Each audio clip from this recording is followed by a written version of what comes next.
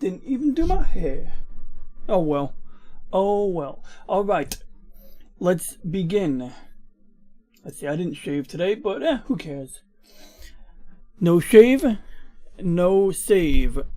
Let's see here. I got my top-down camera operating right now. Let's go and do a little more preparation, why don't we?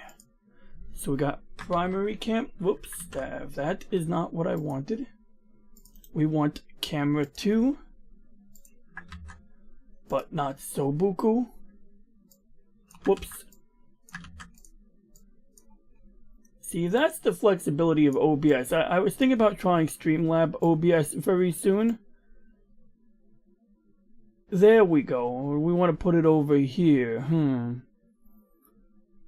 Yeah, like I should totally, make a PNG graphic with a transparent, background and use it to square off this angular thingamajig. But who cares? It's cool. It's floating up here. You got it. Like, you could do that. I could rotate it, I guess, and anyway. Today's video is about ablative armor for phones. What do I mean by this? Well, obviously I'm holding boxes of tempered glass right now. So we're going to begin by replacing the tempered glass screen protector on my Galaxy Note 8, and while I do that, I'm going to talk about the virtues of tempered glass screen protectors, because I feel that they do get a bit of a negative reputation, and I understand why, but I don't think it is fair.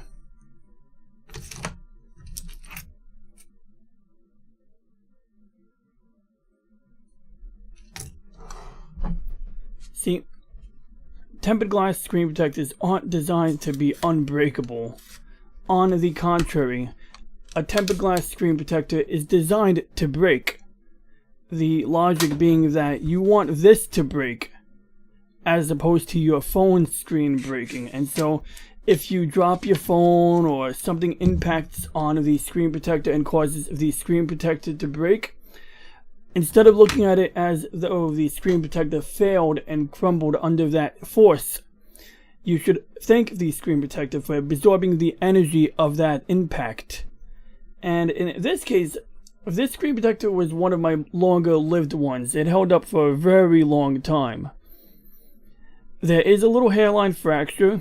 It is a minor mystery how that hairline fracture, occurred, but my guess is that due to the heat or something, the screen protector moved horizontally, and the curvature, caused uneven stress.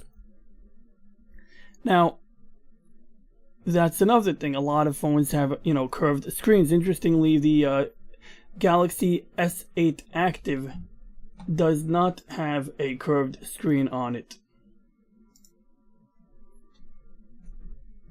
And so some people actually wish they can get a flat, screen instead of a curved display. But pretty much almost everything has moved into that direction. Now, the main reason, I don't know what the main reason is, but one of the reasons, or one of the things which made it possible for these companies to use slightly curved screens is because of their use of the OLED or Super AMOLED, but basically same technology, OLED, organic light emitting diode or something like that, or organic light emitting display.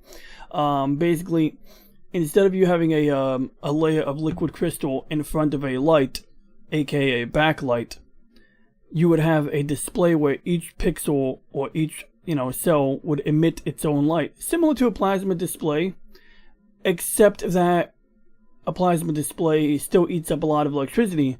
In this case, this has more in common with an LCD, except by each pixel emitting its own light, it eliminates the need for a backlight. It eliminates the need for an additional set of light emitting diodes or LEDs, and so it's capable of using less power. Furthermore, it uses even less power if the screen is dark. So I got this scene from The Expanse, and whenever there's any part of the screen that is darker, like below the planet Saturn, that part of the screen consumes less electricity than other parts of the screen. So, it works as intended. Ooh, I should really share this out. I mean, where are my own manners for my own content? Because, you know, I mean, we got friends on the internet, and friends on the internet who are kind enough to allow us to share my content on their channels. So we'll do it real quick. I really only go to 3 places. I go to Pacific 414, the Nerdporial Continuum, which is, you know, ran by the Nerdporial Lifeforms YouTube channel, and the Star Wars guys, because all 3 of them have Discord channels or Discord servers which allow you to promote yourself with great ease. So getting back onto the topic, so that's what a tempered glass screen protector does. It absorbs the energy of the impact, and sometimes people will have a hard time installing them on a curved display, which is understandable. I'd say a curved display is mainly employed because it looks cooler. At first it was just a cool marketing gimmick, and then I think that a curved display allows the phone to look that much slimmer, because now the side profile of your device, this end is just a little bit thinner than that part of the device. Is that something we can do? Yeah. So, gotta make some adjustments here, but you get the idea. It's not much thinner, but in the end, if I had a caliper or a ruler, the side of the device is literally half the thickness of the rest of the device. Now, it doesn't mean the rest of the device is any thinner, but it's like a marketing illusion, and it does feel pretty good in the hand. You know, that curvature is pretty nice. First time I saw a curved device, however, I think it was like in the S7 or Galaxy S6 era, and you know, I was working at Best Buy at the time, and really what they did was they had it so that the curved end of the screen would remain on. In fact, they had it where the most of the screen was flat, and then one side had a long curve on it, and that long curve would show you the time. It would let you operate your alarm clock. You know, you'd put it on your nightstand to charge, and you have a little display on the side. Cute little gimmick, but you know, who cared about it, you know? So of course you could get a film screen protector. Some people insist upon getting a film screen protector on a folding display like this one. It's a absolute necessity to have a you know, flexible screen protector, and this layer of film still does its job once you install it, if you can install it without getting bubbles. Some of them have nanoscopic holes in them, nanoscopic pores, which will release the bubbles over a couple of days. But the main purpose is that, you know, you scratch the screen protector by accident, but when you peel it off, the underlying screen is not scratched. And I think screen protectors first came into their own when you had handheld devices like the Palm Pilot, or the Palm 5, the Palm 3C, the Windows mobile devices of the late 90s and early 2000s. All of these devices, if I can find one. Oh, I need a zip tie. Oh, good. I need the zip tie for my turtle. Anyway, you had a pen input on these, and I remember using these in the late 90s, early 2000s. I would be scribbling around on the you know, LCD, and on this particular device you could see there's like actually an area that is a different color than the rest. So your display would be up here, touch screen, and down here this was like a typing area, but instead of a keyboard, it had a very simple dictionary of letters, a very simple alphabet called the Jot alphabet. And you could literally draw a very simple R, or a very simple A, or a very simple V. And, you know, you get it. In fact, you would draw a V, you'd get a letter U. But if you drew a V backwards, then you'd get a letter V. So the idea was that, you know, if you drew the letter exactly as directed in the very simple directions, and sometimes the device would have a flip cover that would tell you, you know, what, you know, symbol to use. So actually, I think it's worth showing. Here we are. This is perfect. And they called it, I think they used to call it Jot. and then they called it graffiti. So we're gonna go to my main display, and you can see right here, this one's showing you basically the arrow represents the end of the letter. I think this example is a little better, even if the image is a little lower, because you can see a little dot, and so on the device itself, this dot would represent the beginning of the letter, where you would put your pen down on your screen, and then you would draw your triangle based on that dot. So if I want to draw an A, I'd go dot at the beginning, up, down, let go, and you get a letter A on your screen. The B, you start at the top, bring it down, you know, and so on and so forth. But in any case, the point I'm making is, no matter how innovative your input system was, if a piece of dust or a piece of dirt, a piece of grit got between your pen stylus tip and your screen, you would feel the grit scraping at the screen. You feel, and it was a god-awful feeling, especially when you had a version screen that had little or no scratches on it. It just felt awful knowing you just spent $300 on this thing and you feel a scratch happen in real time. And of course you could be careful, blow on it, wipe it, but you know, the point is to be able to pull it out in the heat of the moment and just start using it. Go, and you know, if you have to constantly worry about scratching it, that's not gonna be very helpful now. But the film screen protectors solved that issue, and they're very thin. If I was, in fact, I probably should use a film screen protector on my Galaxy Note, because one of the reasons I bought the Galaxy Note is because it does have a pen on it. I should move that panel over, because every time I put my right hand up, that's funny. Yeah, but that doesn't look right. Now I'm looking at the right, and it looks like I'm looking left. You know? I guess I'm just going to keep this over here. Hey, what up, Pacific 414? Here we go. We're going to shuffle this keyboard angle thing here. Yeah, so I'm gonna probably bring this up on your collector's stream tomorrow, Mr. Pacific 414. Which, yeah, Pacific 414 is going to have a really bumping stream. I think it's tomorrow night. I'm pretty sure it's tomorrow night. And I'm looking forward to the collector's stream. I think I messaged you on Discord asking if there's a time limit. Oh yeah, I should check my messages. Okay, cool. 5 minutes. I can live with that. So, you know, I mean, I figure 5 minutes is cool.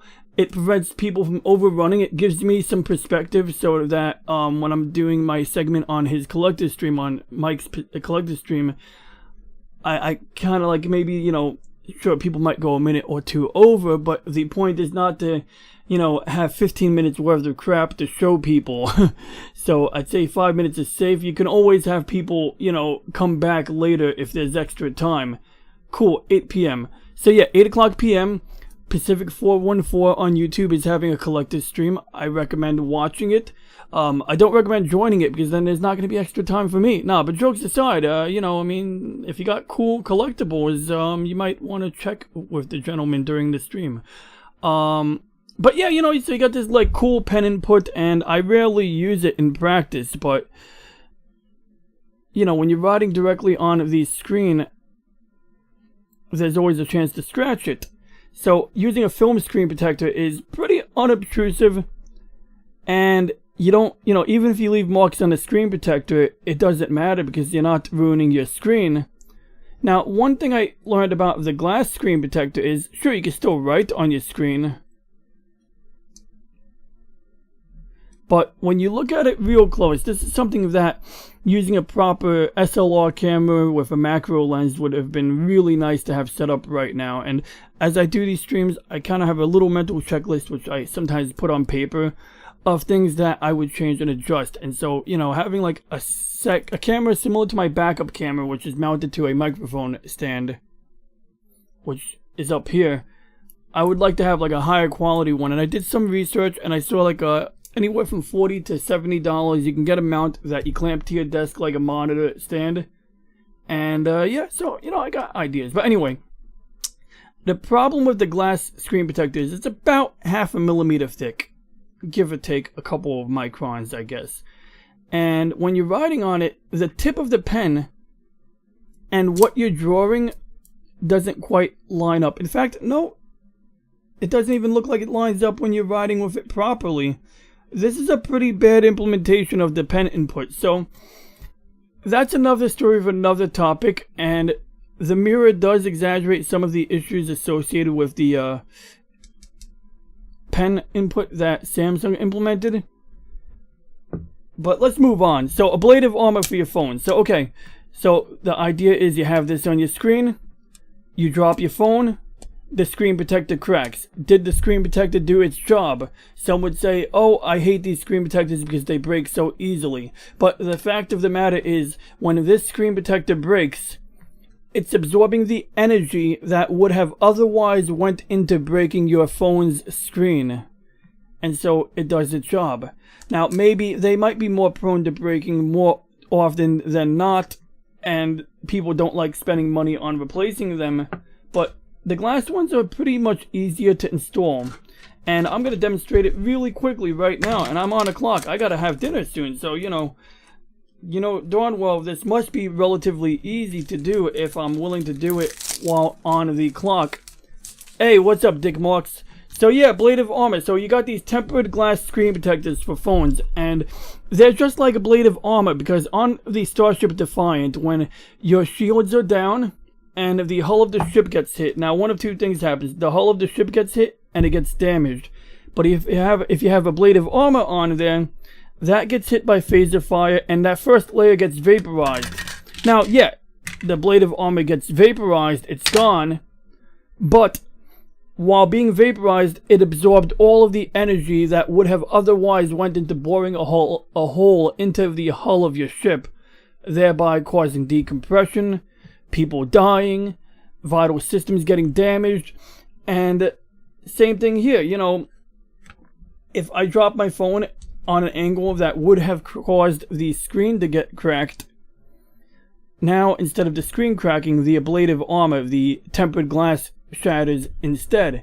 And one of the other things is that sometimes when a tempered glass fails to protect your phone, it might be because the tempered glass was already cracked a couple of times. So of course, you know, if you get a minor crack on it, it might still protect your phone for a while. And I don't religiously change the screen protector after the first crack, but pretty much once you have a couple of hairline fractures on your tempered glass screen protector, you gotta be ready to change it out, because it's only effective at absorbing the maximum amount of impact energy when it is fully intact. When it is no longer intact, when you have missing chips at different parts of the screen protector, then you're gonna have a hard time and your screen will break, your actual screen will break. So that's what I mean. This is like ablative armor because this can take the damage. And I remember I was able to scratch this with a diamond, but I couldn't scratch it very easily with a piece of metal.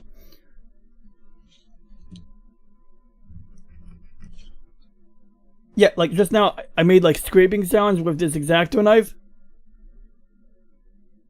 It's still smooth. My fingernail is gliding on it. I don't feel a scratch.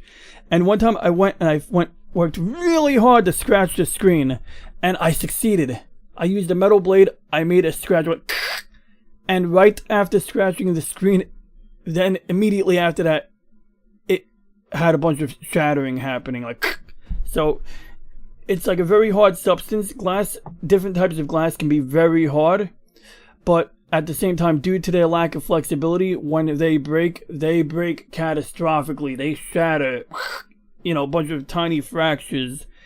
But that's a trade-off you make, you know, in material sciences. And yeah, I still didn't scratch it. I just made this metal blade. I think I probably dulled the pointy part of this blade more than I scratched this screen protector. So, you know, that's pretty cool. It's pretty exciting. I'm going to leave this sample aside for later. But now we're going to go ahead and just jump to installing it. And I'll demonstrate how easy these are to install. So, some models, they come with this microfiber cloth. This one came with a microfiber cloth. So we're just going to wipe off dust and smudges. Since it looks like the screen protector, you know, Maybe I have some residue from the old screen protector. Maybe I have some glue. Now, that's one of the complaints people have, is these don't really stay on too well. The original versions of these tempered glass screen protectors fell off pretty easily until they started adding glue to the sides. Now, that glue or adhesive, it's kind of visible, but it's a reasonable trade-off. You know, I mean, they shouldn't even be using these weird curved screens half the time, but, you know, I'd rather have a phone that's sturdy, because the Galaxy Note 8 is a very sturdy phone. It's like pretty much up there. Like the Galaxy S8 Active has some bumpers on it so that when you drop it, it's supposed to be even more impact resistant and the screen is supposed to be better protected. But this Note 8 in its current configuration, you know, stock configuration, is fully waterproof. You could bring this into a hot tub. You could bring this into the swimming pool. You might be able to bring it to the ocean, but I would, you know, draw my limit there because of the sea water and sand. But with a tempered glass screen protector, you're pretty much good to go. I still use a case, but I don't use a heavy duty case. Like I have a very bulky Otterbox case, you know, like Sea Otter, but I generally use, I almost always use this lightweight Otterbox called an Otterbox Commuter as opposed to the Otterbox Defender. So Otterbox Defender is the heavy duty version. Some of the previous versions of the Otterbox Defender were designed to provide waterproofing, except that if you cracked open the seal too many times, the seal would be less effective. And so you'd have to tell that to customers when they were under, you know, when they were trying to redeem the warranty that would, you know, cover your replacement if the case failed to be waterproof. There are, you know, little stipulations like, we don't cover this if you've opened the case more than 5 times. And there's usually evidence that the case was opened more than a couple of times, because you'll see that clippy things, that, you know, friction clips will be snapped. But yeah, we're going to show how simple this is. I usually like to have a can of compressed air or CO2 on hand. There's also the other issue is I like to have the screen on when I'm doing these installations, because then I can see what I'm doing a little better. So looks like we have a pretty clean screen here with nothing weird on the screen.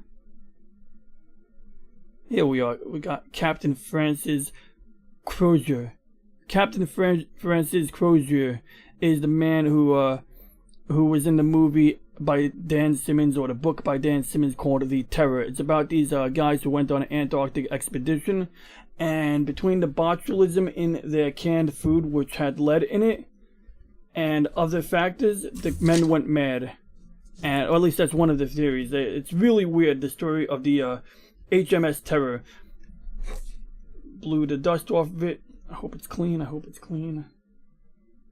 See, like, in that story, they went, you know, to the Arctic, or in fact, I think it was the North Pole. Yeah, it was the North Pole, because they were exploring the Northwest Passage. And at one point, they left what they call a message cairn, C-A-I-R-N, and basically, it's a stack of stones that are very distinct, impossible to mistake as an item of nature. And they left a note in there inside a sealed metal canister, and the note said, "All is well, we made landfall, we're gonna rest for the winter when the ice freezes." Next time they left a message, it was like, "All is not well, the captain is dead." The other captain, there's 2 captains, 2 ships in the expedition. So, 2 things now about these screen protectors. There's a black border on the bottom of this model, so it helps you line it up. So if you have a white display on, like I have, my screen is lit up in white, I can line up this black border with the edge of that screen, and this helps me to straighten it out. So, because you got to straighten it out like this, and you got to straighten it out vertically. The other thing is that a family member of mine was complaining about how these types of screen protectors have a cutout on the top, instead of having little tiny cutouts for the individual cameras, because, you know, you have a speaker, you have a front-facing camera, you have a ambient light sensor, and I told him, well, you know, that's a valid concern, but every time I've seen the individual cutouts, those are always the first to break, because they're, you know, just tiny pieces of glass sticking out. So I think this design is better, and if you combine it with a case like that provides a little bit of a lip around the edge perimeter, then you have adequate protection.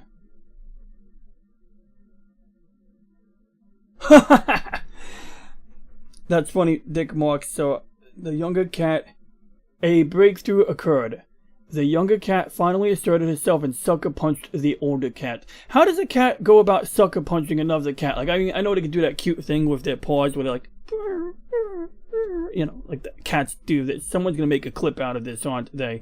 But yeah, cats, they go, you know, they get. I can't do. I can do anyway. Yeah, cats do that, but I mean, I guess it's better than the cat scratching the other cat's face off. All right, so now my microphone is blocking me. So I'm using the bottom black border to help me out here. The other issue I encounter is the horizontal alignment, but you know, we just kind of roll with it, we wing it.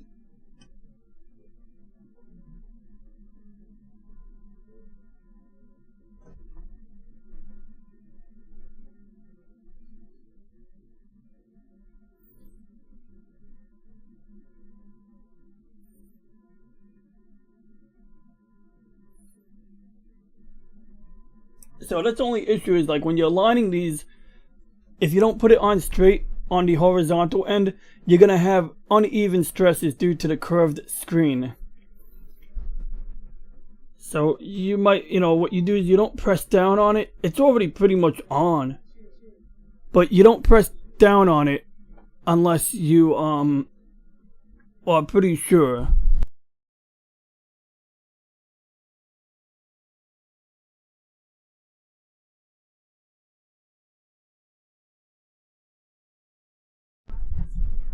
Okay, so I had to yell at the Google speaker that was talking back. So I'm looking at it and there is a slight gap and it is a little bit on an angle, so it's a little shameful of me, man. Gonna have to straighten this out before I start my dinner. And see, this is like the riskiest part, trying to peel these darn things off, so we're not gonna use an X-Acto blade. And I got a tape measure here. I keep forgetting, I keep misplacing these. I bought a 3-pack of tape measures and I need to use one to measure my turtle. Really do. I mean, I gotta measure them. I got one turtle, she keeps jumping out of the tank lately. I don't know if it's mating season or they're trying to lay eggs. I don't know what's going on, but my squirtle keeps jumping out of the tank. And they just jump around on the floor, flailing around, or you know, doing whatever turtles do. Sometimes I see them out in the open, they look really cute just sitting there. Other times I have to go around the room looking for the bat. Well, I'm not gonna curse out my turtle, but yeah, I have to go looking for this turtle. I have to go digging around the room. Okay, so my mistake was I should have done this a little differently. See, I haven't done this in so long. I'm probably gonna break one of these right now. I'm gonna use my fingernail to peel it off because I can't imagine another way to do this right now without a credit card. Luckily, it looks like I didn't press down on it too hard in the beginning. Oh yeah, it's coming off, and it's not breaking yet. And I'm sorry that you can't see what I'm doing, but I'm just, there we go. It's coming off nice and easy. You know, nice and easy, easy go, easy does it.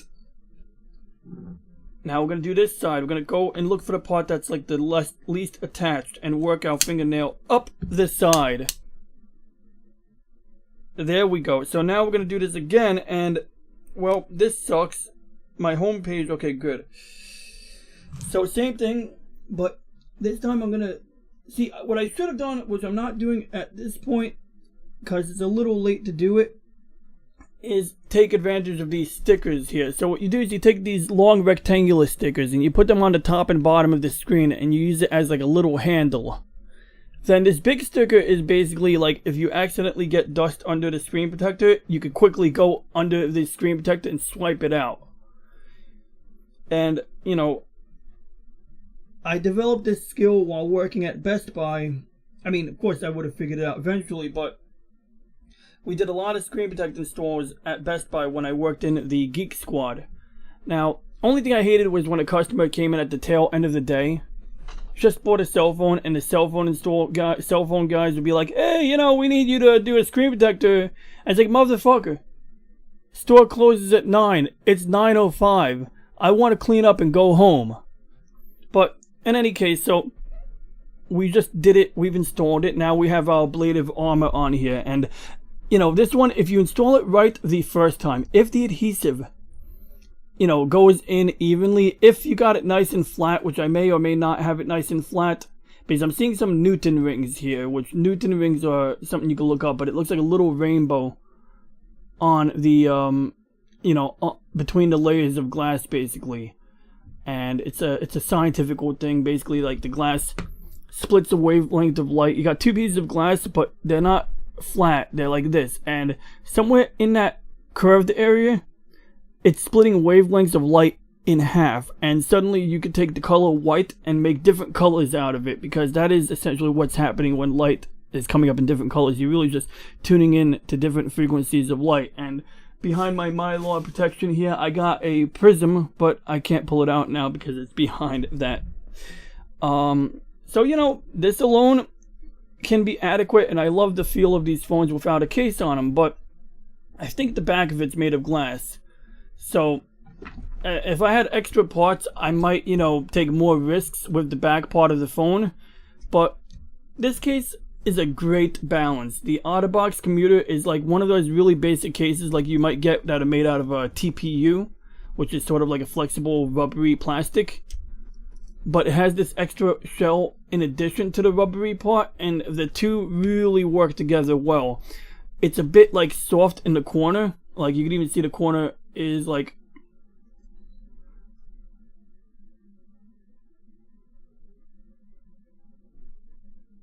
I could deform that corner. Like, both these rubber corners can be deformed a little bit. And that's no accident. Somebody engineered this, just like ablative armor being able to absorb the energy of impact. So by breaking the tempered glass, you're not breaking the actual glass underneath it. It does the same job as ablative armor. This rubber flexes a little bit, and, you know, it's still noisy. It's still not great to drop your phone on it, but it absorbs a lot of that energy. And then on the front, well, you got about a couple of millimeters of lip. You could even see like the top sticks out more than the rest of the phone. So if your phone falls on the side of a curb on the street, you can still break the screen like this, but the tempered glass should do the trick. And the odds are pretty low that's going to land on the curb of a, you know, a sidewalk like that. But this opened part where the speaker is quite well protected, especially on this particular case. Now, people always tell you the freak story that the phone fell on the case, but there was a pebble sticking up. Well, tempered glass of this type should be able to deal with that. And, you know, so you got to combine two types of protection. No one protection will do the trick. So this is effective ablative armor as far as I'm concerned. Moving on. We have one screen protector left in this packaging here, so we're gonna keep it handy.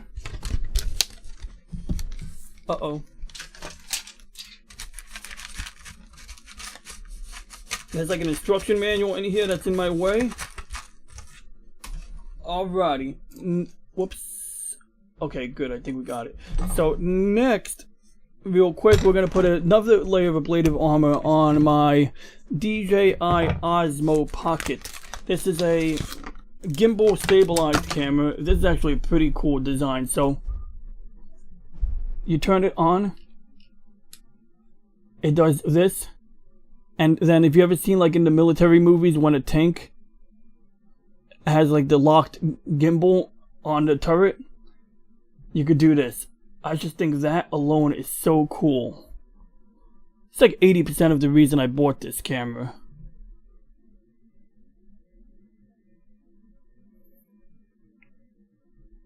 Now, my only issue with this camera is when you rotate it like this much, it automatically rotates into, you know, portrait mode. I understand why they did that. But it kind of confuses matters a little bit. One point, I dropped this camera and bent the metal that holds this part up, and I had to manually straighten it back out because I noticed that every time I would rotate it, part of the side would scrape the bottom.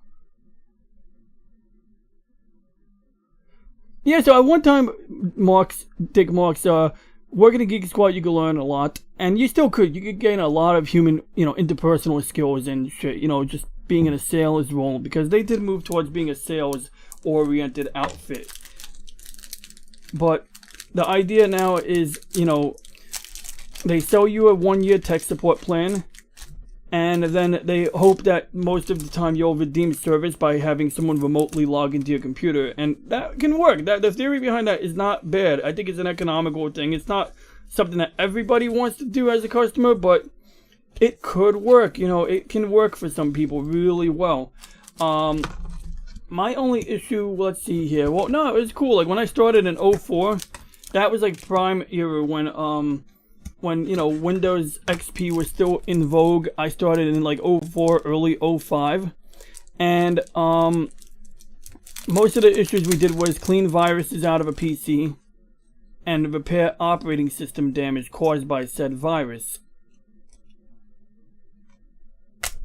And the only, one of the only issues was that every time you had to get service done, it was like $200 each time. And, it gets expensive. Hey, what's up, Brandon, Looney Tunes Fan 2000? I think you had a premiere earlier today, or you have one coming up, man. Tell us about it. I definitely would want others to jump in and check it out. But if I missed it, I'm sorry I missed it if it was live, if you already did the premiere today. But I'm definitely going to look at your video. I always look forward to new videos on your channel. Especially just love the classics, I mean, I like the new content. I like the new Looney Tunes content, but I also like the classic stuff. I mean, they have like that great orchestral music score. They got a good musical score on all of the Looney Tunes stuff. And, it's just, they don't do it that way anymore. I mean, it's like, it's like Japanese anime gets a lot of attention for detail. But Looney Tunes, they had a good thing going for a while, man. Oh, they really did. Okay, so I'm missing a piece here. Alright, so we got one piece of glass. We need one more piece of glass. Alright, that's it. Good, we got it. Okay, so we're gonna go ahead. I think we got everything we need right here. So this screen protector has two things going on for it. We got the lens part, and we got a part for the actual screen. So we're going to do the lens first, because I've already dropped this thing once, and I want to protect the lens before I drop the lens again.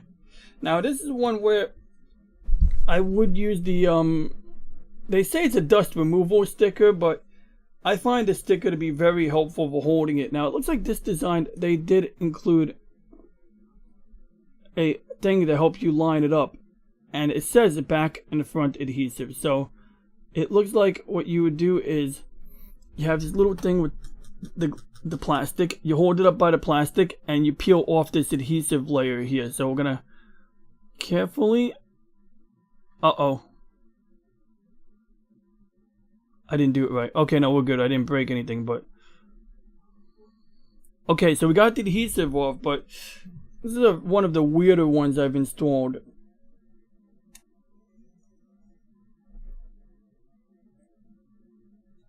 Yeah, I already screwed it up. So, I'm gonna go and use my old method, which is to put a sticker on it. Holy shit. I think I screwed this one up bad. Okay.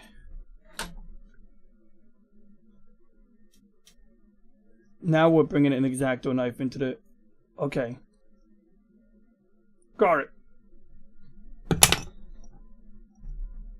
So we're going to take this, and we're just going to line it up just right.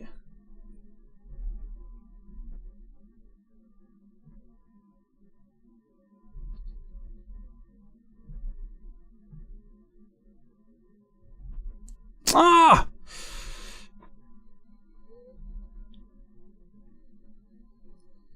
Alright, I just manually forced it sideways. Alright, I think we got it.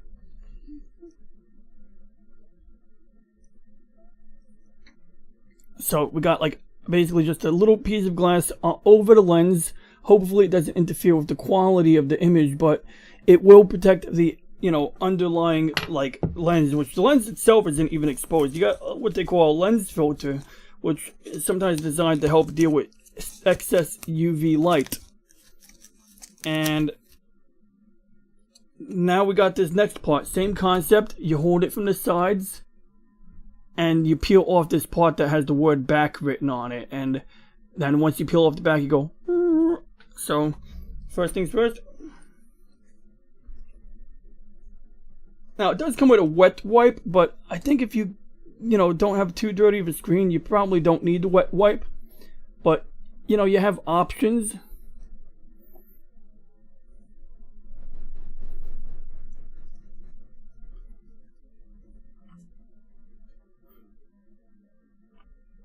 Okay, so now we're going to go ahead and peel off the backing, and then we're going to wrap it up very soon. I'd love to stick on, but you know, dinner is served. And you know, I just want to get a stream going because I don't want to regret not doing any streams all weekend, you know? Like, maybe I'll do one tomorrow, maybe I'll do one tonight, but if I go and I visit my friend's house to play Mario Party... Yeah, so this is cool, like, oh, I didn't get it on, it came off. If I go to my friend's house to play Mario Party... Oh no, I did get it on. I'm not gonna have time to do a stream tonight, so I wanted to get that going. And also, I don't like, I try to avoid doing streams when other people are doing streams. So I wouldn't do it during Loki's time slot. Maybe I would try to squeeze one in before Loki's time slot. Heck, if I go to my friend's house at 9, maybe I would push the timetable back to 9:30. But you can see we're already having so much fun, so we could easily overrun. If I try to set a time before going out. You know, I would love to, like, I was going to do a stream earlier today or something, but what happened was, my aunt basically made arrangements to get my dad a colonoscopy. Yeah, I know, disgusting, no, I'm kidding, but, you know, she did it because she cared. He's good, he's healthy. What happened was, a couple of years ago, he had some polyps. So he got a colonoscopy to check it out. That's when they discovered the polyps, because he noticed some other issue and with his stool. And the doctor was like, okay, well, you know, you need to have these removed. So he got the colonoscopy. Then his sister recommended going to Memorial Sloan Kettering, even though he did not have the other thing that is, you know, of course, that type of hospital is designed to handle. The doctors there are very good at what they do. And, you know, if you're going to have someone stick a probe in your butt and remove polyps, that is the place to do it. You know, like, they got the technology to do it correctly, and you know, a lot of great technology that does it. I mean, I do hate that particular type of cure. All of that is a whole industry in of itself.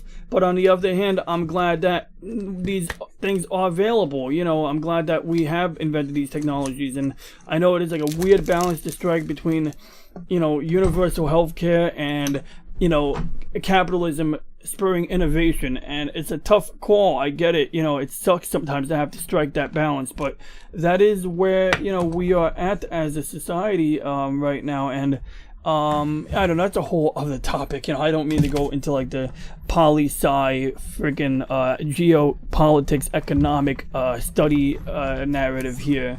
But yeah, so anyway, my point is that my aunt makes this appointment for my dad, but then of course, who goes to the appointment? Me, instead of her. And I mean, in all fairness, she's older, you know, she just was looking out for my pops, you know?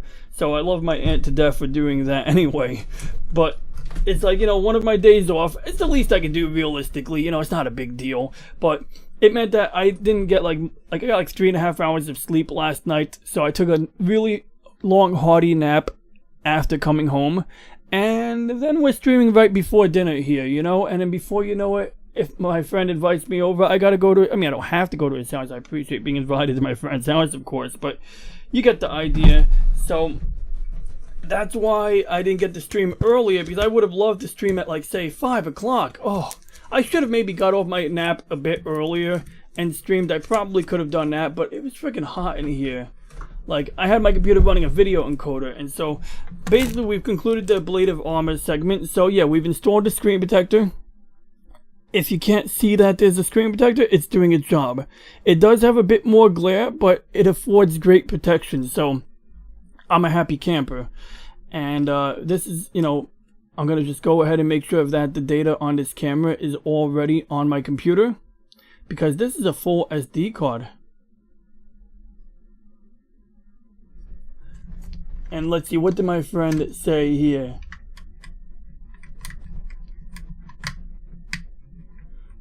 Somewhere in the world, someone gets paid every day to turn wipes into wet wipes.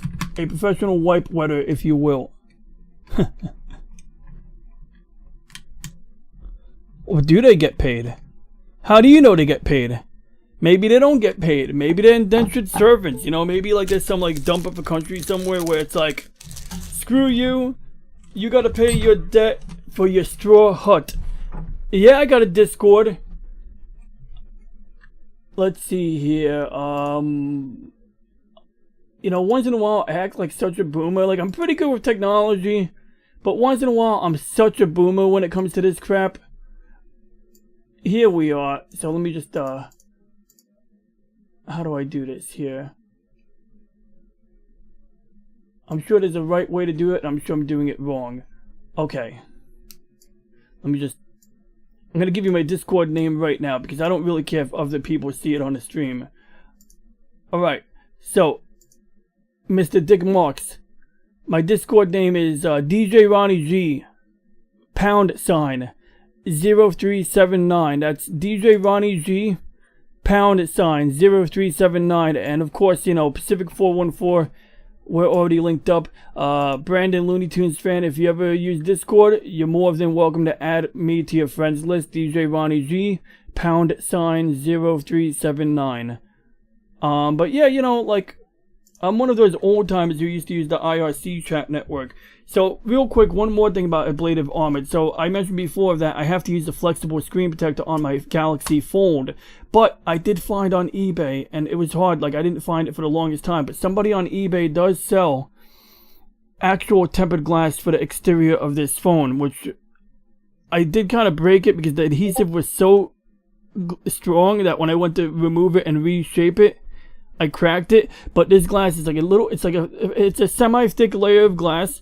It potentially allows me to like make use of my phone without this case, because you can see this case here adds a bit of a bulk to the phone. You can see the difference between with and without the case. It doubles the thickness of the phone, but it affords very good protection, and it protects the spine of the phone because it's got this rubber piece here. But you know, I would try to maybe invent some alternative form of protection for the back of the phone if it meant having a slightly smaller phone, you know, just to strike a balance, you know. So I'm still investigating that. I have another tempered glass screen protector coming in the mail. It only ships from China. Apparently there's only 1 or 2 eBay sellers who make these on demand in China, but I'm glad somebody's doing it. Oh cool, Dick Marks on Discord. That's easy to remember, yeah. But sometimes if someone has the same name as you on Discord, it basically just assigns a number to the end of your name, and you know, that's how they do these things. So real quick, I wanted to check. I got 46.8 gigabytes of data in a folder on my computer. What I need to check real quick before I go eat dinner is, one, where did I put my DJ Osmo content? I'm just gonna humble brag. I got 14.5 terabytes of storage on my RAID 10 array, and technically if I wasn't using mirroring to, you know, automatically duplicate all of the data, I could have twice as much storage. I got 29 terabytes of storage capacity in that volume. But the way I set it up is I have a solid state drive, which apparently I got only 2 gigs free on, so I better clean that up because it's a terabyte. I shouldn't have any issues with space on either of my 2 SSDs. But and then I have this high capacity hard disk volume. So I'm a firm believer that if you build a desktop computer, that the ideal way to do a desktop computer is to combine your solid state drive for boot up and performance. You can run Windows and some of your games off of that, and then have high capacity storage in the form of a single high capacity hard drive. But ideally, you might want RAID storage, because think realistically, how often do we actually back up our data to an external hard drive? We might say we want to back up our data to an external hard drive, but realistically, you don't do it that often. Nobody does. So this is one way to strike a balance. But what I'm looking for is, I'm looking for my DJI camera videos. So real quick, maybe I can do it in arrangement by date modified. I think I gave it a weird name like intermediate editing. And what I did was basically, okay, good, I found it. So it means I can erase my camera. So what I did was I have a folder on my camera, 46.8 gigabytes. Then I have a folder on my computer, 46.8 gigabytes. And it's the same data. I remember copying it days ago. I just wasn't 100% sure if I had that data. So I can erase this camera now and bring it downstairs. So before I go, yeah, so we got exterior glass on the outside of this phone.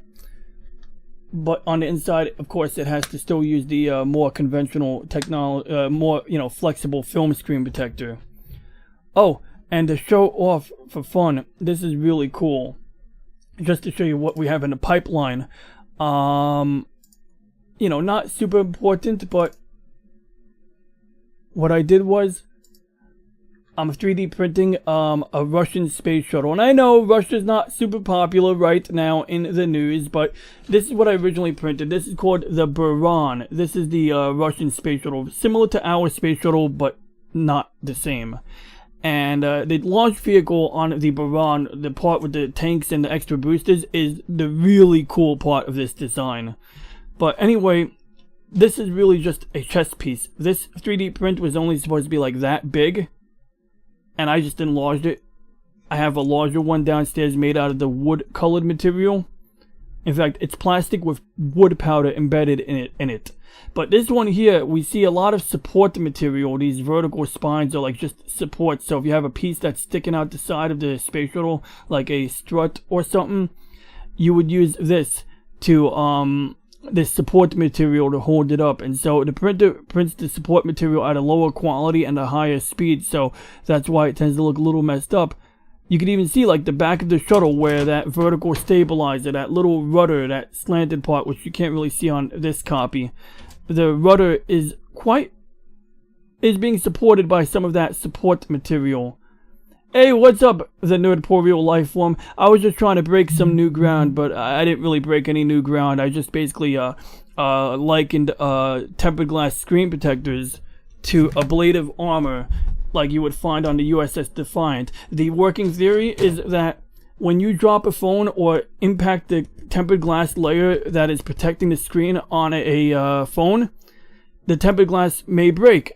And people get upset about that, but they shouldn't, because if the tempered glass breaks on impact, it just means that it was doing its job by absorbing the impact energy, and by absorbing the energy that would have otherwise been directed towards breaking your phone's proper screen. And so, yeah, that's why ablative armor and tempered glass screen protectors are similar, or that is something that, a similarity that the two have in common. That warp B and B.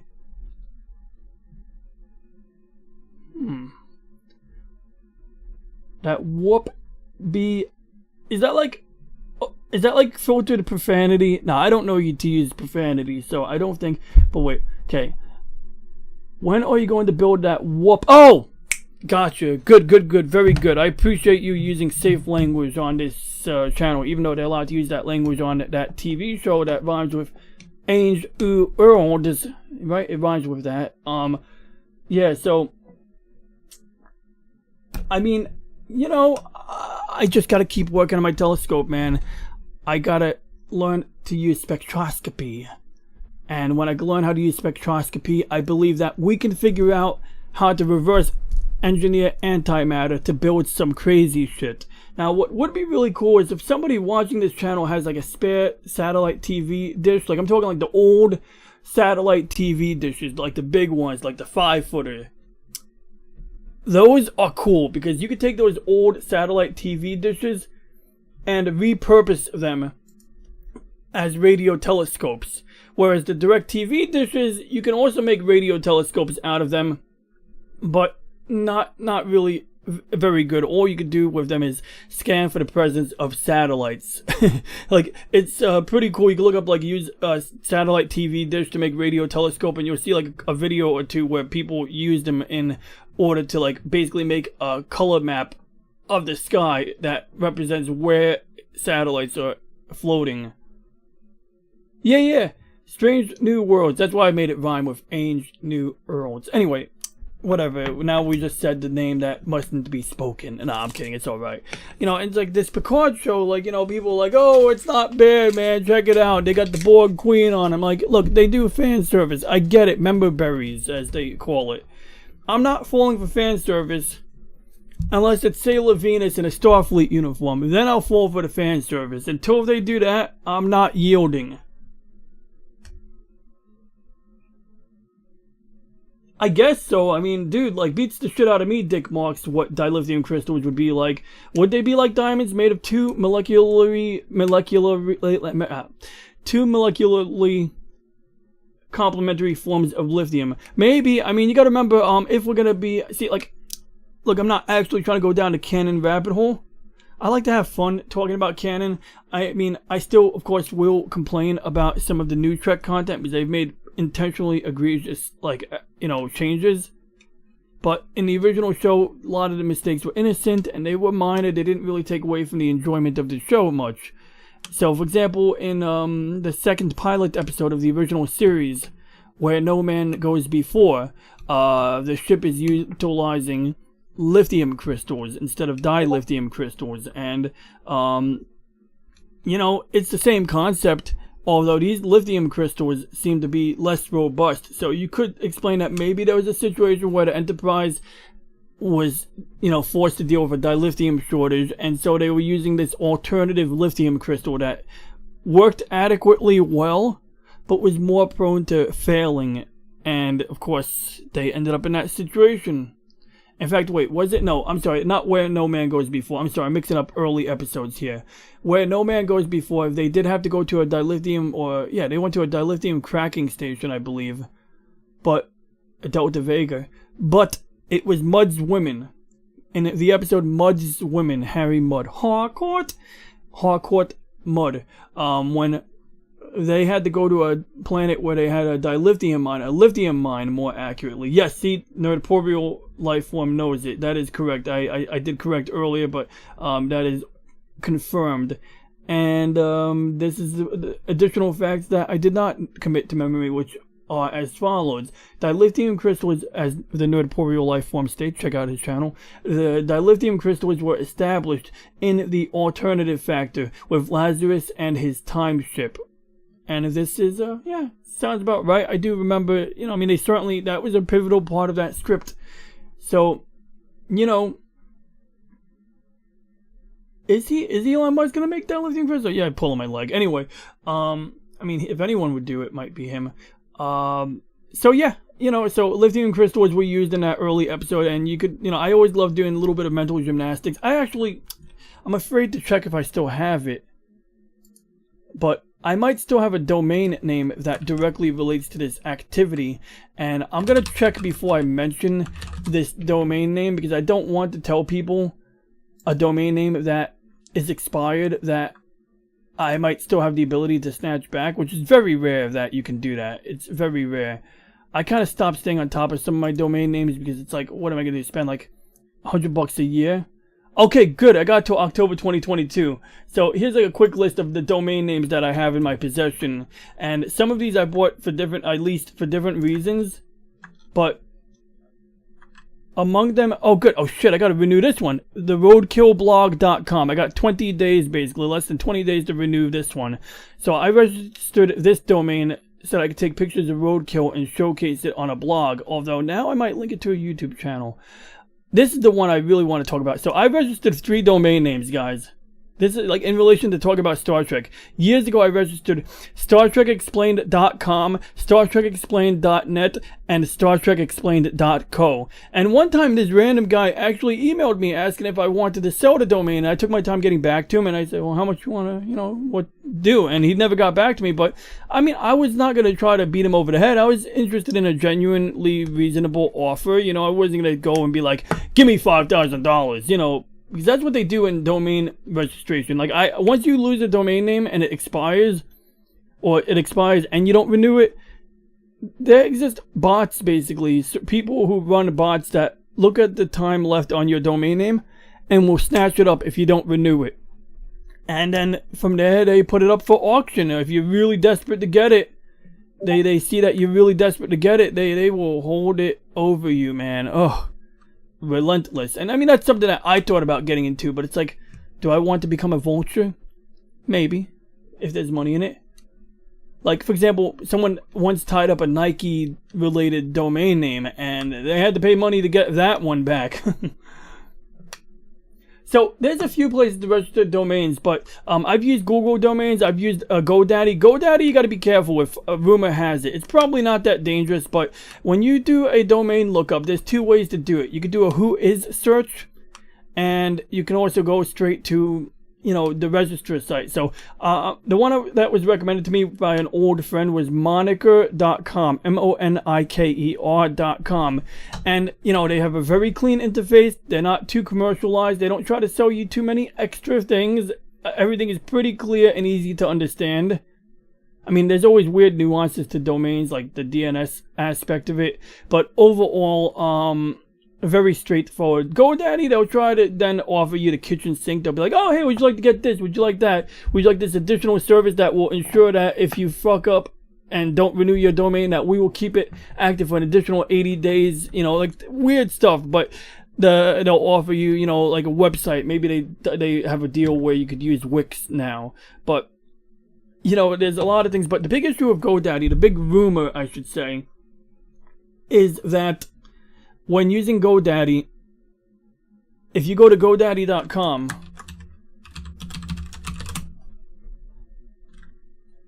you could type in here, right off the bat, it opens, okay, there we go. So you can type in the domain here and search it. Problem is that now it goes in their database and they realize, oh, Nerdporial Lifeform's IP address, if you're not using a VPN, Nerdporial is interested in getting a domain. Let's hold it over his head. And, no, they don't do that openly, but, whoops, I screwed up here somewhere. So my point is that once they have a record that you went to check if a domain existed, then somebody on their end could do some shady stuff, and they could decide, let's snatch up that domain, and then hold it up for auction. And they might have maybe a third party will do it. I don't know how they do it, but I've heard rumors maybe it was just sheer coincidence. My guess is that the people who were looking for a domain name had a Trojan horse on their computer or some kind of keylogger on their machine, something that maybe that was intercepting their cookies or something, maybe one of those weird browser toolbars, and that was the leak. So it may not have been GoDaddy at all that was leaking the information, but or using that search, but conducting the search through a website, whether it be GoDaddy.com or like you could do what they call a whois search.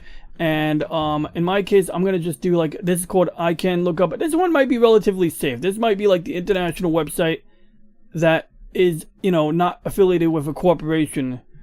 So the domain name that I lost was notwavy.com, and actually,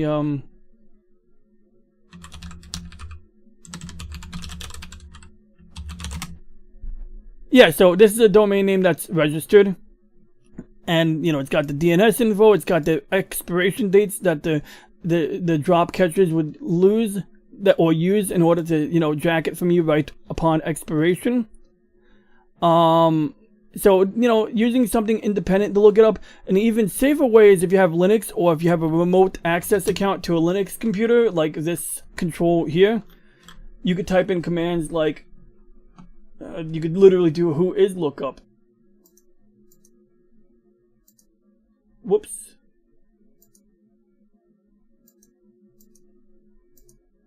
So over here, I could type in whoisstartrekexplained.com, and this is happening directly on my own server. So it's like I'm going between me and the root DNS servers or whatever, you know, backend handles this stuff, and no one else, and no website is in the middle. So because I might use this website, think it's reputable, but then I might get phished and be on a different website that resembles this website. So this is probably one of the safer ways to go about it. Then you can scroll up and read the info to see if the domain is taken. So let's see, we're going to try a domain that I believe is used by somebody, but I don't think it's actually in use. Like, I used to have notwavy.com forwarded to my WordPress account. Now it's saying that notwavy.com has like very little information, no match for the domain. But I don't buy that, because when I go to here and I use the whois search on moniker, which is pretty trustworthy, I would argue, or I would at least say, you know, it's probably not sketchy. So they have their own domain search. They're saying, oh, well, shit, pardon my language, it's actually available. I should buy this right now.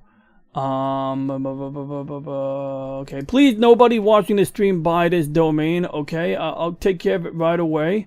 Hopefully my credit card, don't look at my screen. What I'm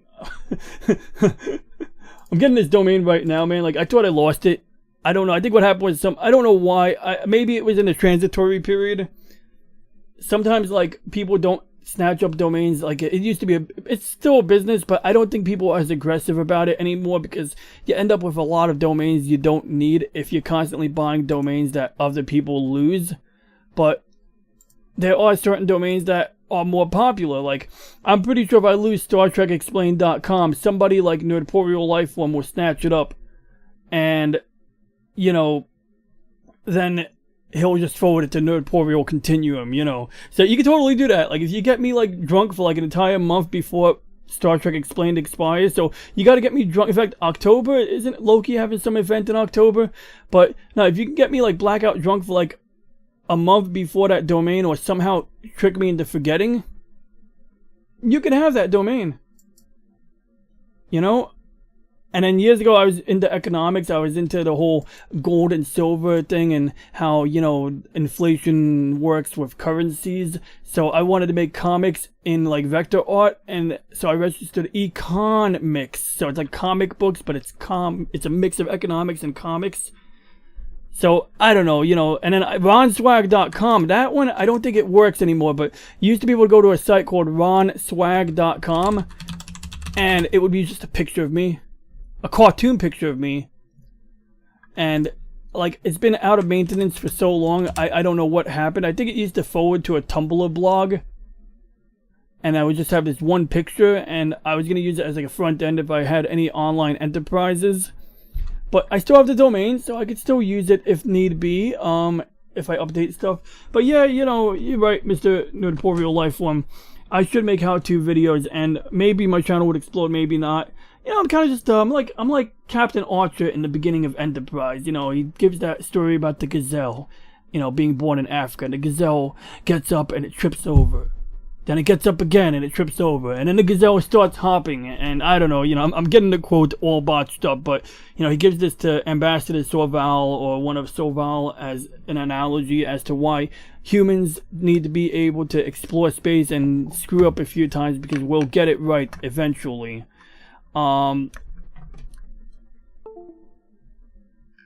You know, and so, like, for example, what I've been doing is I'll watch a channel, like, when I was watching Echo Base Network, I was inspired to do this. And on Echo Base Network, they would have a segment called Poppins, and people would just join the chat. They would talk about Star Wars, or why they love Star Wars, and then they would have, like, you know, maybe 6 people on at a time, or maybe people would take turns, sort of like Pacific 414's collector stream. And once in a while, someone would get on, and their audio would be out. And it would be like, no worries, no big deal, just sort it out, and when you get it working, we'll let you on again, you know. But I, you know, realized, okay, this is like a little niche I can fulfill. I mean, you know, I know audio is a little sketchy in Windows, and so what we do is we can actually show people.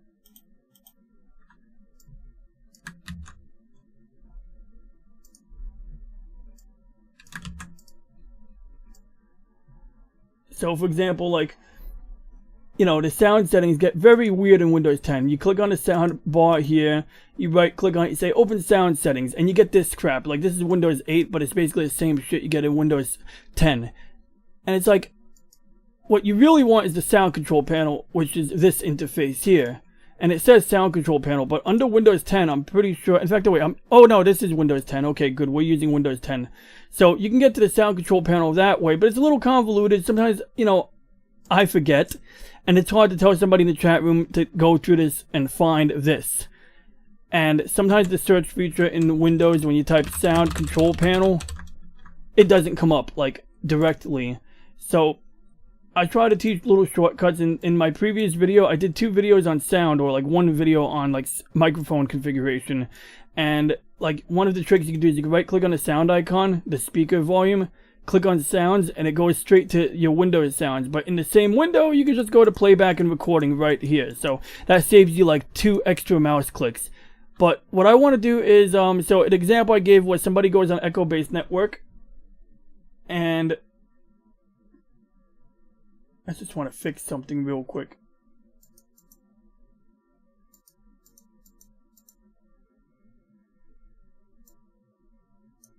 Yeah, so somebody goes on Echo-based network, they pop in the chat, their microphone doesn't work. And so, you know, like Loki today during his stream, he was mentioning how it kept switching to his headset microphone.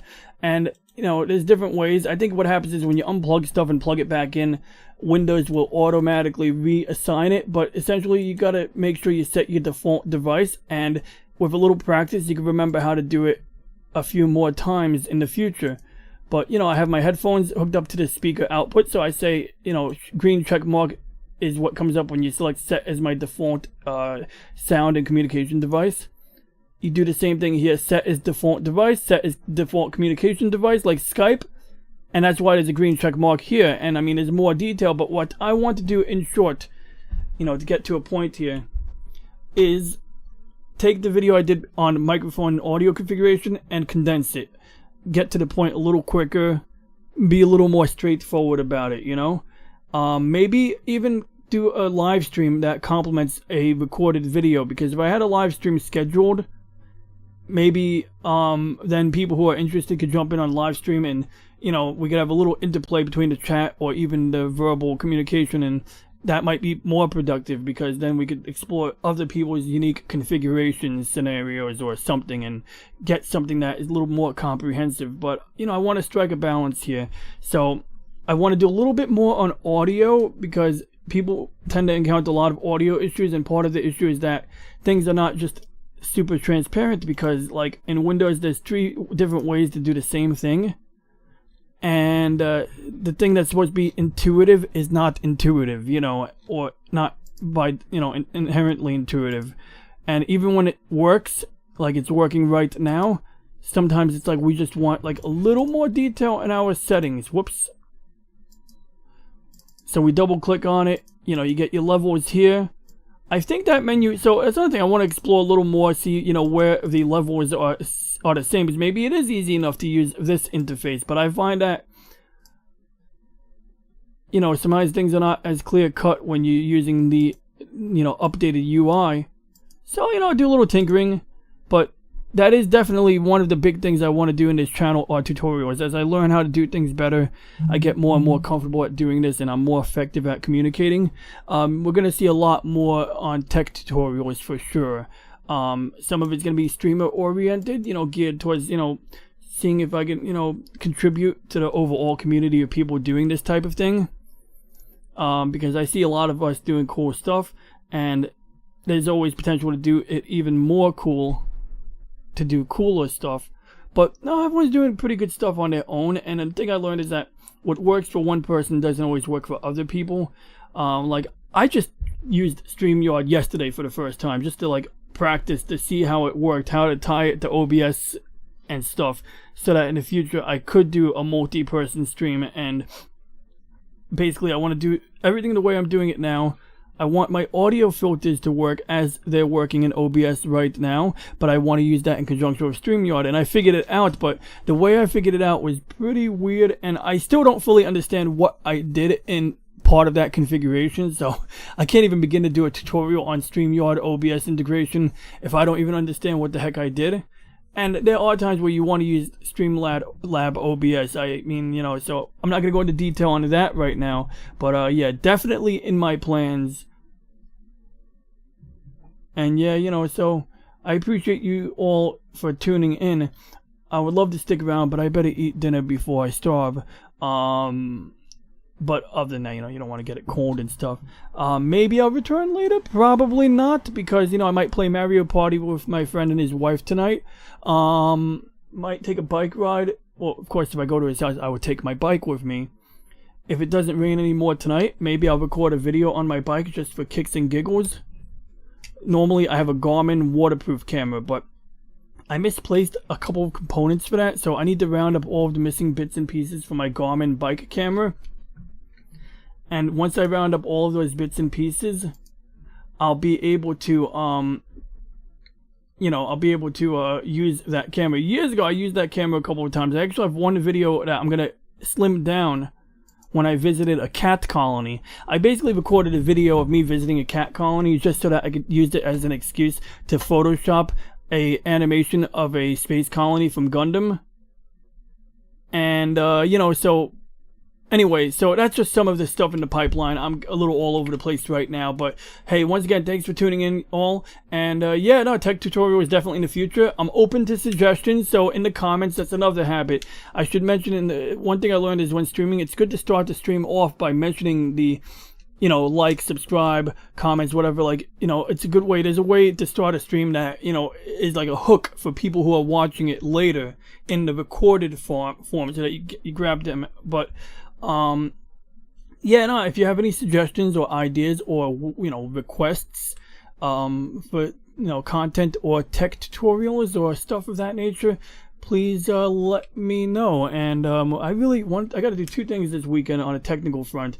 One related to my telescope, which, by the way, the U.S.B stuff is working great. I had big problems, you know, I'll make that into an astro log, sort of like captain's log, but astro log. See, this is like another thing I have in the pipeline, like sort of like captain's log, bike log, astro log. I saw a frickin' turkey fly the other day. Okay, that's got to go in a video. I saw a turkey fly. Did you know those fat bastards could fly? Because they can. Not for a long distance, but this turkey flew up to a utility pole and hung out on a communications line. And the second thing I got to do this weekend, aside from that, is I need to do research for my Nintendo 64, because I was mentioning on Zanzotan's stream, as a matter of fact, that I want to do the RGB mod. And so while you're on the stream, Zanzotan, I do have, real quick, last thing, I do have this adapter here. So I have two HDMI adapters. I have one that has composite video connections on it, which, let's turn on my secondary camera so we can see it. Yeah, this thing. See, it's got the red, green, and blue. Oh, red, white, and blue. See, red, white, and blue to HDMI. And it's got a switch for 720p and 1080p. And it's a perfectly fine upscaler. But it automatically presents things to widescreen format. So what I had to do was, in order to, you know, make the image right, I had to basically, I had to press Shift and do that. And then once I did this, the N64 image was basically fine. You know, like, to get it into that form. Because I don't like stretching the image. Like, I see friends playing Pokemon emulator games on here, and I'm like, if it was up to me, I would squeeze the image into a square 4:3 aspect ratio and then put a cool background. But, you know, to each their own, and there may be other mitigating circumstances why everyone does things their own way. But, you know, so this particular upscaler here actually spits out a 4:3 aspect ratio image. The reason the other one doesn't is because they assume that you're going to use your TV's built-in function to, you know, resize or, you know, yeah, resize the image. And that's fine, except that, you know, I'm using OBS, so I have to resize it here. But sometimes OBS, depending on what settings I'm using, not always. I noticed that if you use the NVIDIA video codec, you don't get a delay when you're playing video games in OBS. But if you're using other video codecs or encoding processing methods, if you use a different video encoder during live streaming, then there is a slight delay. So you can't use the OBS preview window, you know, to play your video game. So you can do a couple of things. You can use a bypass connection on the video input on your machine and send it to your TV, and that gives you real-time signal. What I do is I send it to my TV, but I have a splitter, so I can send it to my TV and I can send it to HDMI 2 on my monitor. So what I do is I keep, you know, I have 2 other monitors anyway, so I can put OBS and YouTube chat on my other monitors. I switch my main monitor to HDMI 2, and then I play the video game in real time on that screen because it's right in front of me instead of looking at my TV. But that's what this does. This does not stretch the image. This gives you a proper 4:3 aspect ratio, has the proper connector, so this is about as good as it gets. But there is one better, and like I tried to explain this to a friend of mine and he wasn't really getting it. That's okay, but he has a device like this. He's happy with it, and that's fine if you're happy with it.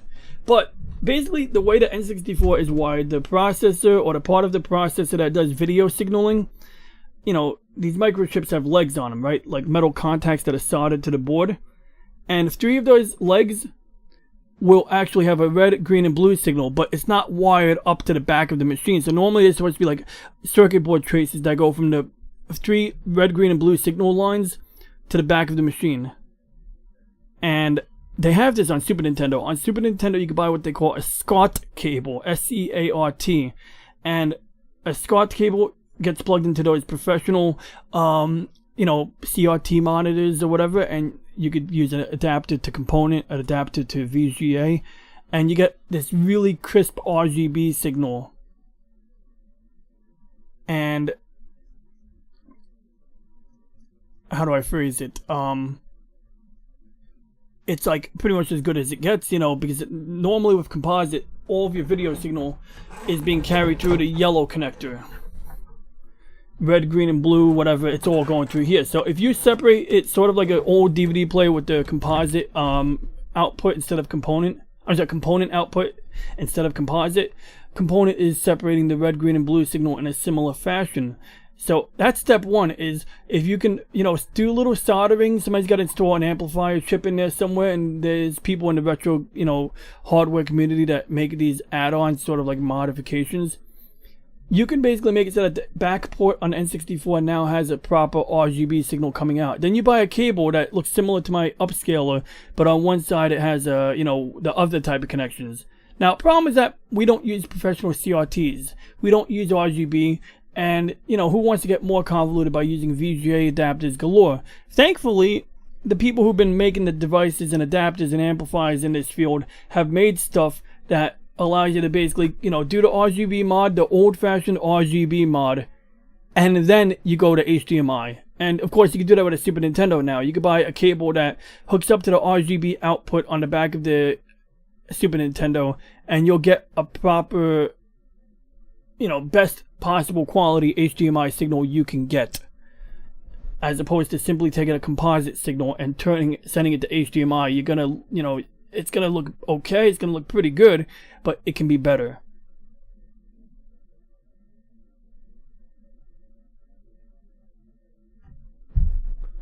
Huh. A menacing guy from Argentina. He should be a politician. Why should the politician get all the money? I mean, you could inaugurate water fountains and street signs. Yo, Zanzoltan did a mad funny stream about it, about Argentina a couple of times actually. But yeah, Super Nintendo, like, I skipped that generation, but I gotta say, like, you know, between seeing your video about the history of Mario, or, you know, when you talked about Mario, you know, for SNES a little bit, you kind of referred to it as peak Mario, and I could see that. I bought Super Mario Maker just so I could play Mario 1 styled levels and Mario 3 styled levels, but I fell in love with the Super Nintendo styled levels too. And so this RGB mod is pretty available on the Super Nintendo. Like, it doesn't require internal modifications. So if you have a Super Nintendo, you may be able to get a couple of components in the future that allow you to go to HDMI, but it wouldn't be a composite upscale. See, when I do my video on this, I may do a little side research on the Super Nintendo thing, because that one requires less modification. So by me understanding, you know, how people make the best use of that. I may have a better understanding of what I'm doing to the N64, but in the end of doing the mod, I can keep the rear port on the back of my N64 the same and get a dongle similar to this upscaler that receives the RGB signal from the N64, or I could just straight up possibly straight up cut a hole in the back of the N64 and add HDMI. So, research pending. I did do a disassembly video a couple of months ago where I basically just looked at the motherboard on one of my N64s and documented the numbers on it so that I could follow up on that and, you know, determine. So I need to basically investigate the serial number and the internal components of my other N64, my primary N64. Like, I basically have two N64s, one that I got out of the recycling heap at Best Buy, and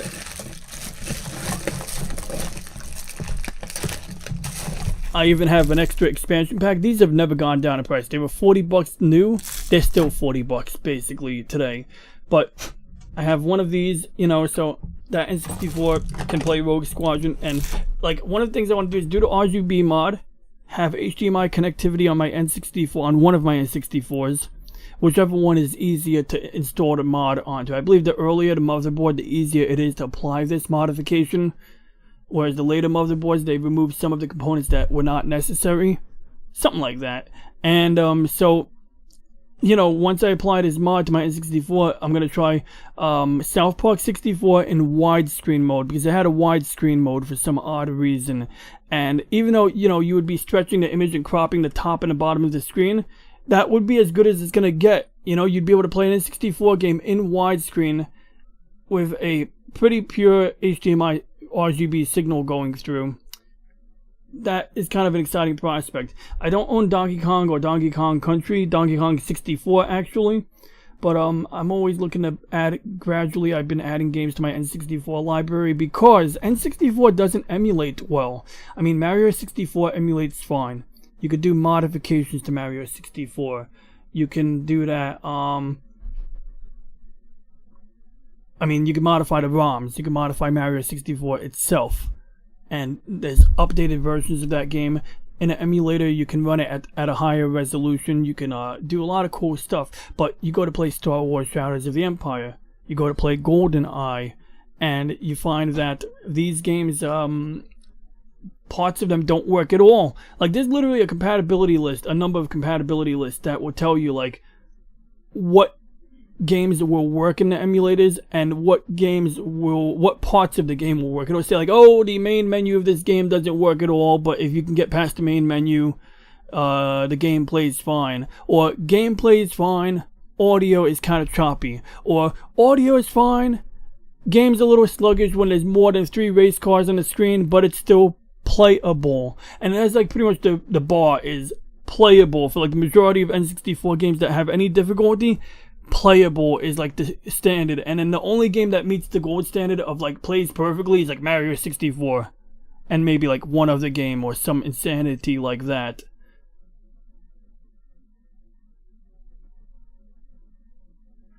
But yeah, no, I think I know why you're researching for a Mario 64, and I think you mentioned it in a preview or something.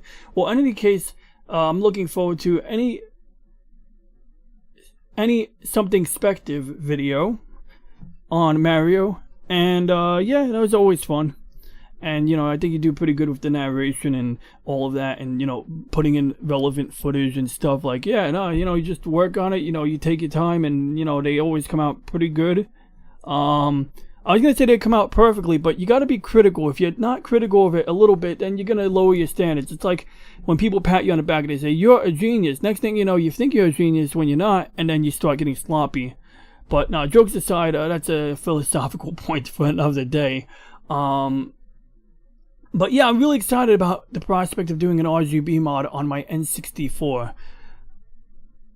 Like, I just, you know, because like, the thing's like, okay, so my point was that you can't emulate many of these games.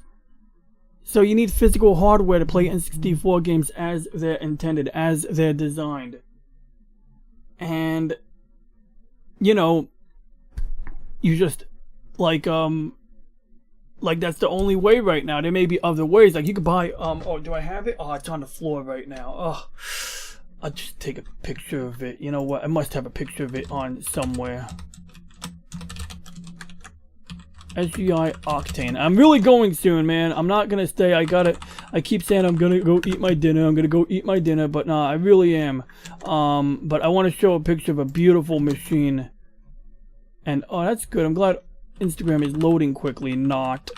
Ah, there we go. Okay, so I should have 2 pictures, and I'm gonna have some pictures for my archives for Pacific's collector's stream.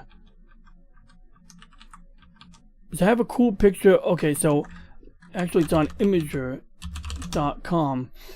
and I think I have, like, if I type in SGI Octane Turtle, yeah, I have a picture of a turtle and a Octane Turtle. Yes, that's so 90s of me. So this machine here is called a Silicon Graphics Visual Workstation.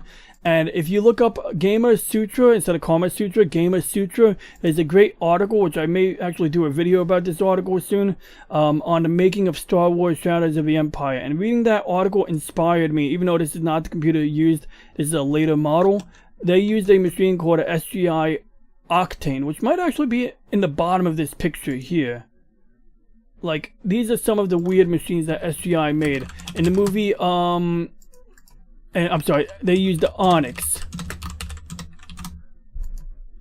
Yeah, that's the computer they made Star Wars Shadows of the Empire. So this purple box that's the size of a mini fridge, and the SGI Indy, which is like, that's a desk side computer. This is a desktop computer.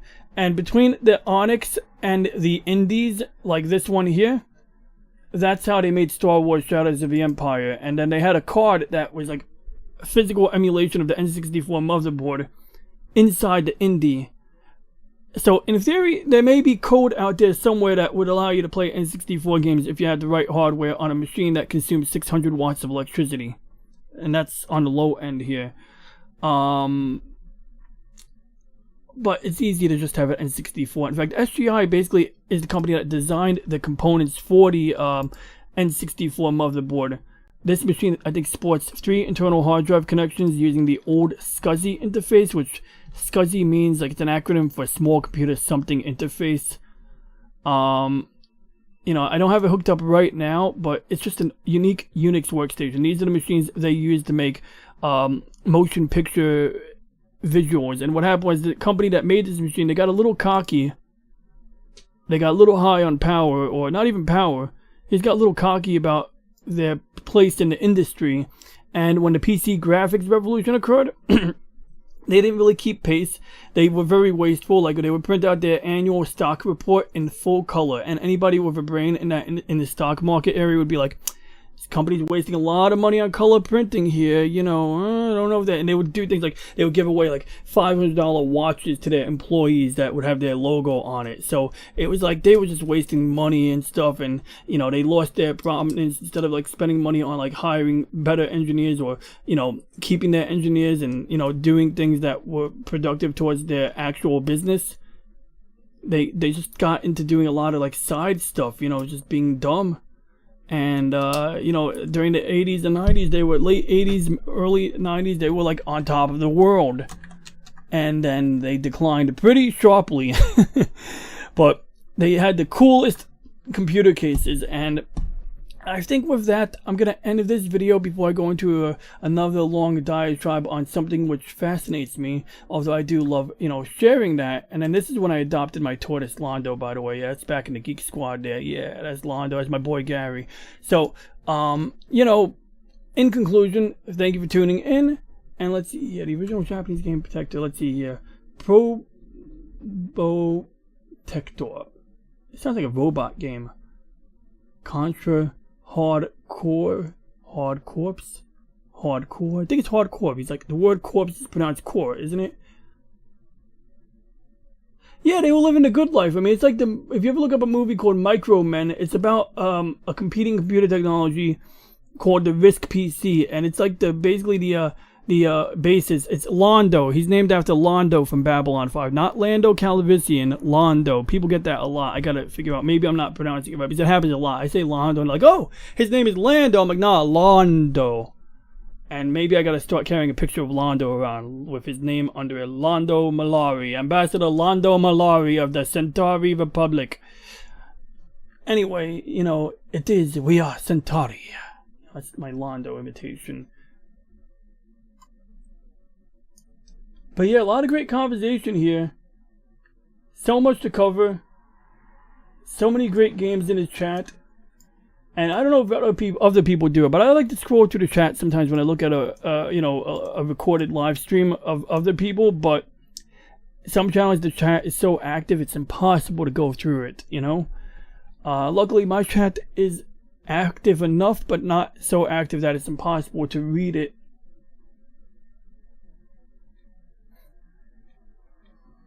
I have SNES Mini, by the way. I never opened it. I mean, I opened it to look at it, but I never hooked it up. Like, if it emulates, like, I got a modified Xbox original. That's another thing. I want to do, like, some playthroughs on my Xbox. Because I got a pretty pimped out Xbox. Really pimped out Xbox. Kind of proud of it. But, before, once again, I'm going to conclude this for real, gentlemen. So, I appreciate your time.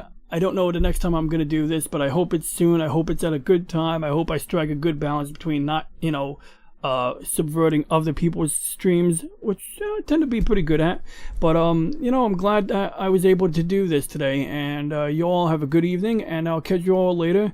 And I think Loki's got a stream coming up at like 10 or 11 o'clock tonight, for anybody who's in, the Valhalla community, as some might call it.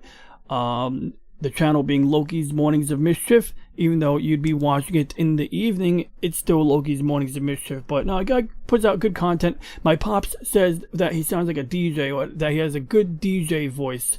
So, I just thought that was interesting. But yo, gentlemen, thanks for tuning in. I'm really going to stop this now. Peace out.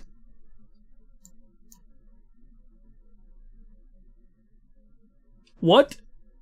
Ah. Okay, so Loki canceled his stream tonight, which means at least I don't have to go visit my friend and be rude by listening to Loki stream on my headphones. But that's okay, strike a balance, but maybe next week.